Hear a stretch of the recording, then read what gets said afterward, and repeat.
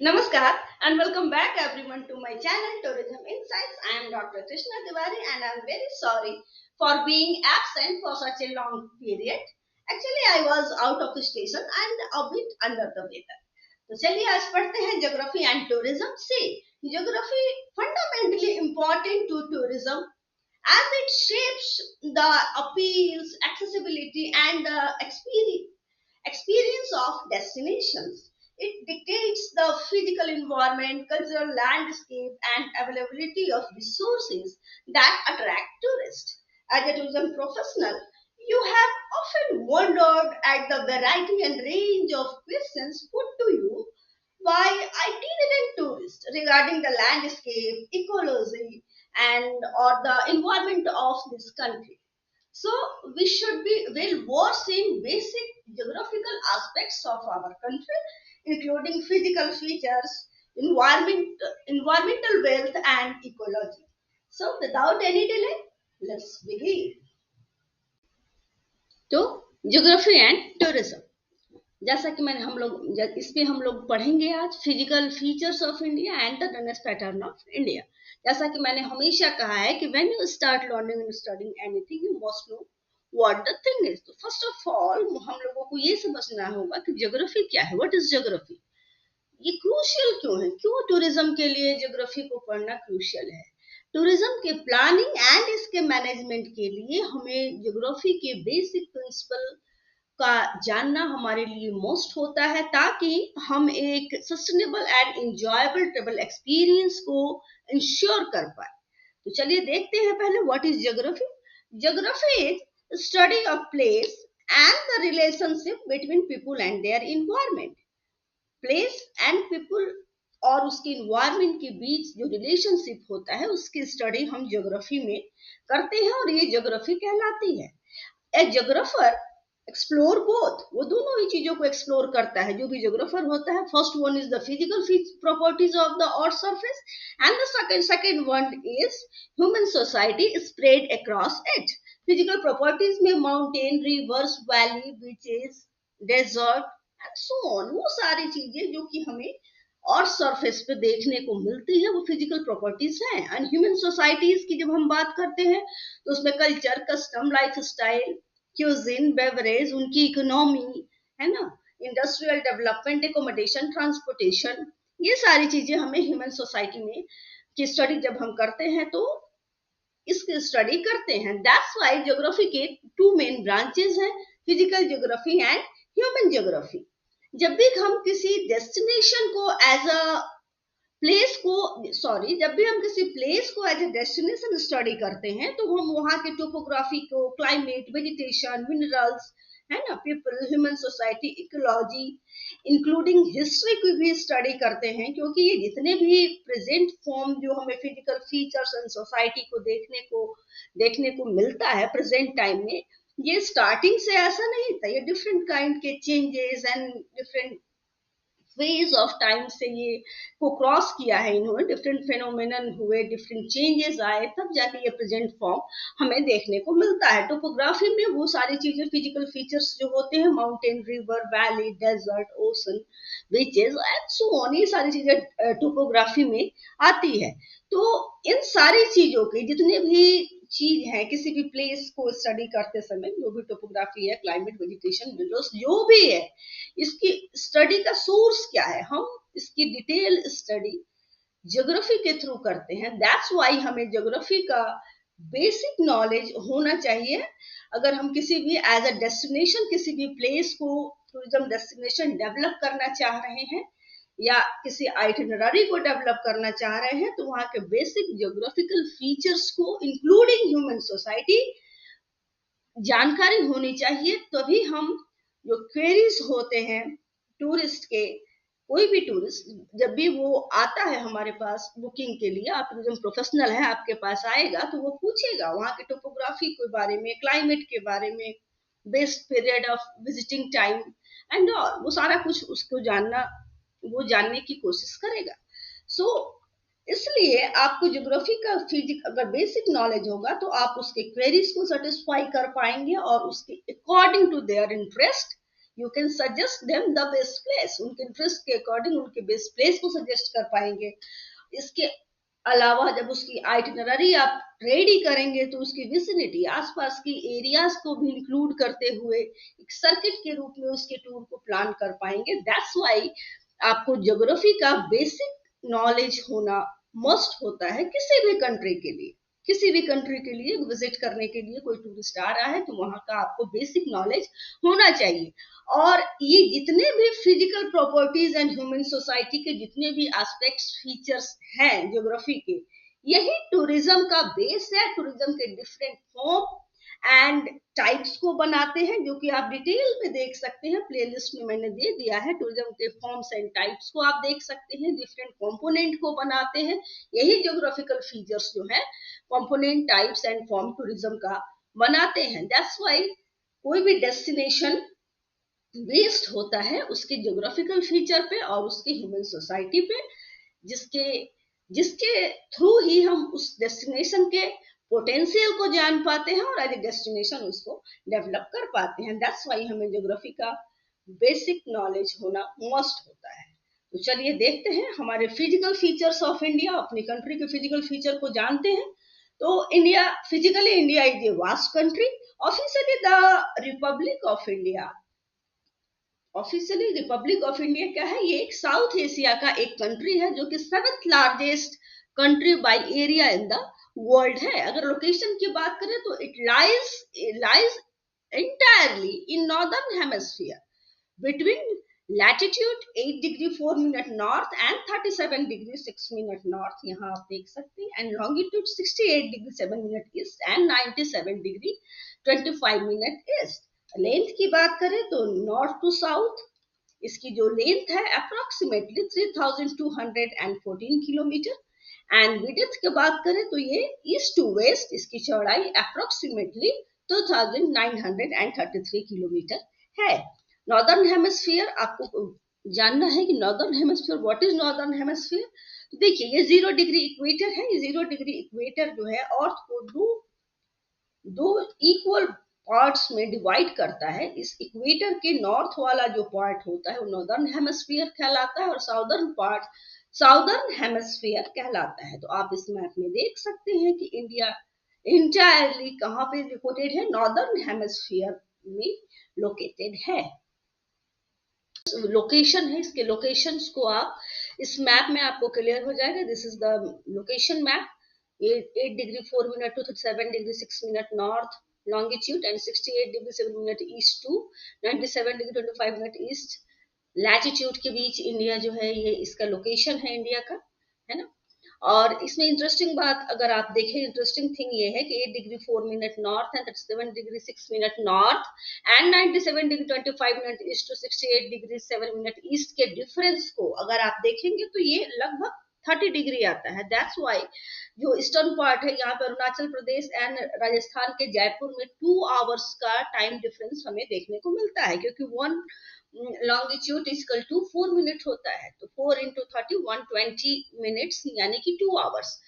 It means अगर अरुणाचल प्रदेश में 6 AM पे सनराइज हो रहा है तो ये जयपुर में सनराइज 8 AM पे होगा। बट ये जो ऑल ओवर इंडिया में हमें वॉच जो है वो सेम टाइम दिखाए, इसके लिए हम लोगों ने 82 degree 30 minute 82.5 degree east IST को इसलिए बनाया गया है जो कि उत्तर प्रदेश की मिर्जापुर से क्रॉस करती है। इसी के अकॉर्डिंग ऑल ओवर इंडिया के वॉच को सेट किया गया है। इस टाइम डिफरेंस के होने के बावजूद हमें सेम टाइम देखने को मिलता है। One more interesting thing is that and the tropic of cancer जो है ये इंडिया को 2 इक्वल पार्ट में डिवाइड करती है 23.5 degree north, tropic of cancer, ठीक है। और इसका और वन मोर इंटरेस्टिंग थिंग इसका अगर देखें आप इंडिया का तो ये है कि ये जो इसका साउदर्न मोस्ट पार्ट जो है ये इंदिरा पॉइंट, ये 6 डिग्री 45 मिनट पे इसका साउदर्न मोस्ट पार्ट है जो कि इंदिरा पॉइंट कहलाता है, जो कि निकोबार के साउथ में है। निकोबार के साउथ में है इंदिरा पॉइंट। और ये 10 डिग्री चैनल जो है अंडमान एंड निकोबार को डिवाइड करता है, ये अलग करता है। इंडिया को हम सब कॉन्टिनेंट कहते हैं। सब कॉन्टिनेंट क्यों कहते हैं? इसका जो लार्ज साइज होने की वजह से इसे सब कॉन्टिनेंट कहते हैं। सिग्निफिकेंटली लार्ज है अदर कंट्री के कंपैरिजन में अगर देखें, ये सिग्निफिकेंटली लार्ज है अपने साइज में।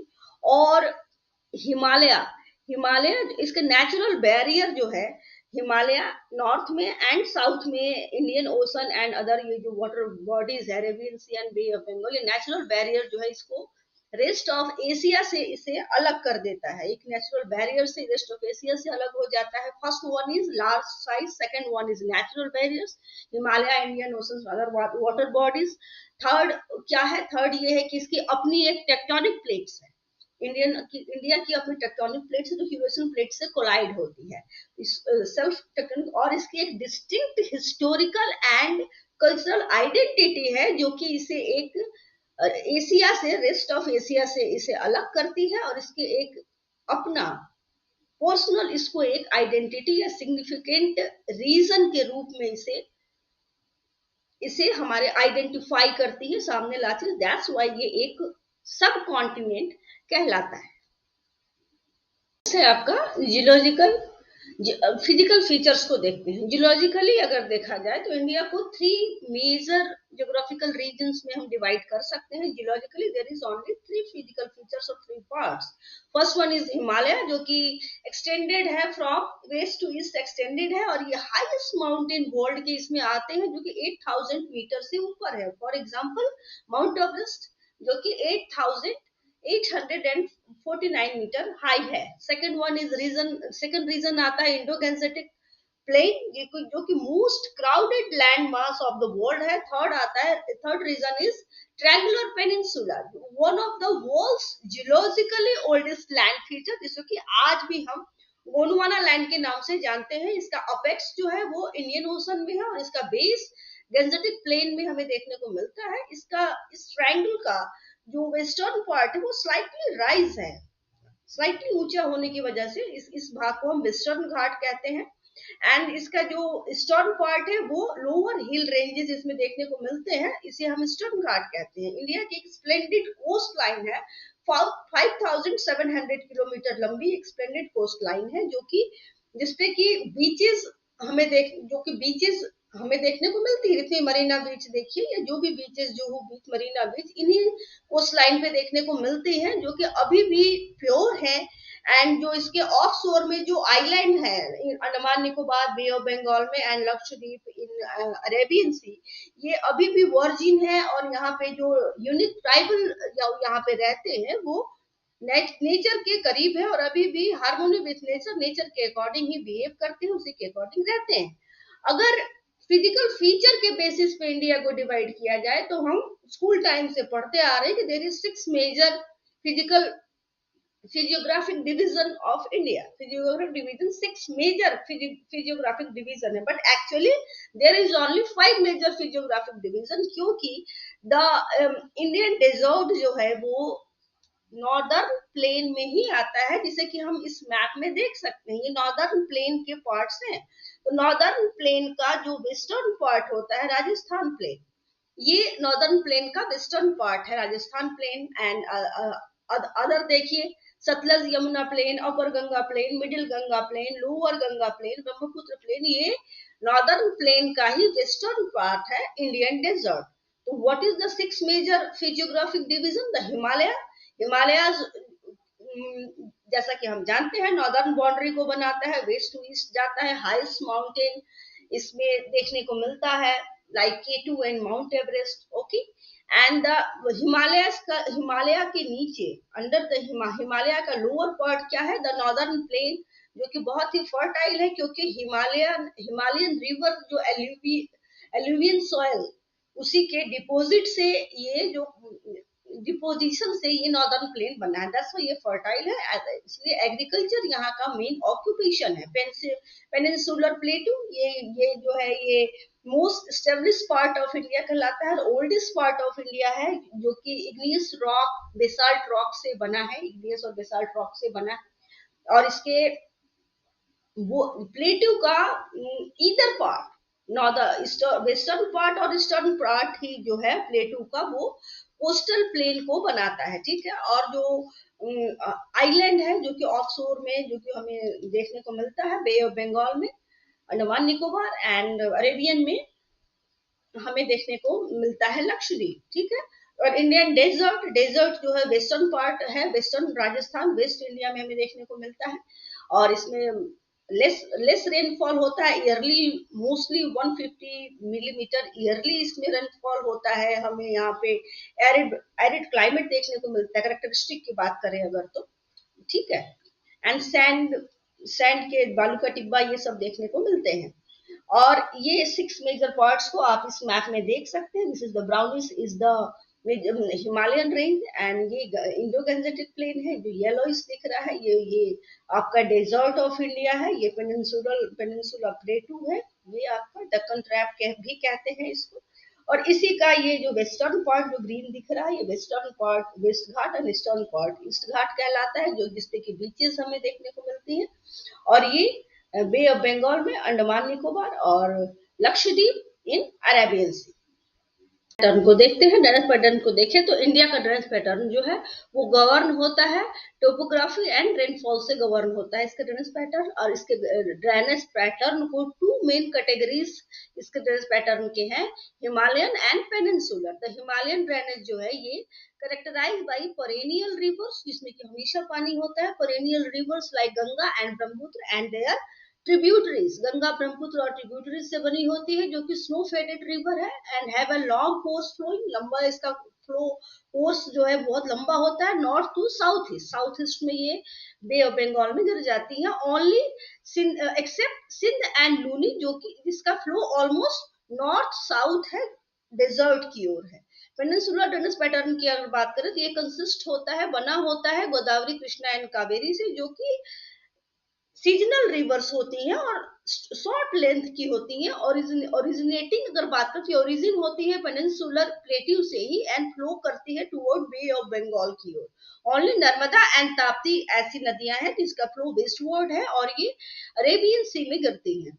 द डेल्टा जो नॉर्दर्न हिमालयन नॉर्दर्न रिवर्स जो है वो डेल्टा फॉर्म करती हैं, लार्ज एक्सटेंसिव डेल्टा बनाती हैं वेस्ट बंगाल में, कलकत्ता के पास सुंदरबन एंड महानदी का डेल्टा हमें देखने को मिलता है। इस मैप में आप ड्रेनेज पैटर्न को देख सकते हैं। This is the Ganga Brahmaputra drainage pattern जो कि यहाँ आके बे ऑफ बंगाल में गिरती है। ये नर्मदा एंड तापी ओनली है जो कि अरेबियन में गिर रही है, और कृष्णा, कावेरी एंड गोदावरी प्लेटू से निकलती है एंड बे ऑफ बंगाल में गिरती है। This is the drainage pattern of India.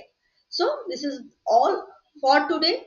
And one more thing I would like to थोड़ा सा आपको बताना चाहूंगी, यहाँ पे एक इंटरेस्टिंग पार्ट है कि जैसा कि हम जानते हैं कि इक्वेटर जो है 0 डिग्री ये यहाँ से जाता है, और यहाँ पे हमारा क्या है 6 डिग्री 45 मिनट हमारा Indira point southern most part of India है। तो इक्वेटर से नियर होने की वजह से क्या होता है कि जो भी रीजन इक्वेटर से नियर होते हैं वो डायरेक्ट सन रेज उन्हें मिलता है। दैट्स वाई वहां पे टेम्परेचर हाई होता है एंड ऑल कांस्टेंट क्लाइमेट होता है all over the year with less variation. That's why ये जो साउथ इंडिया का पार्ट है यहाँ पे हमको ट्रॉपिकल क्लाइमेट देखने को मिलता है। एंड इसका सर्दियों में भी टेम्परेचर कितना 15 डिग्री से नीचे नहीं जाता, 20 to 15 डिग्री रहता है।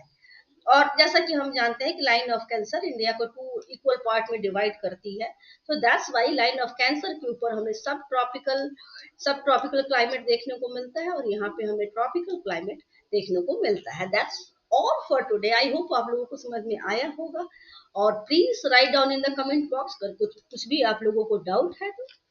एंड ठीक है, see you in the next video with a new lesson. Please do subscribe, like and share. Thank you so much.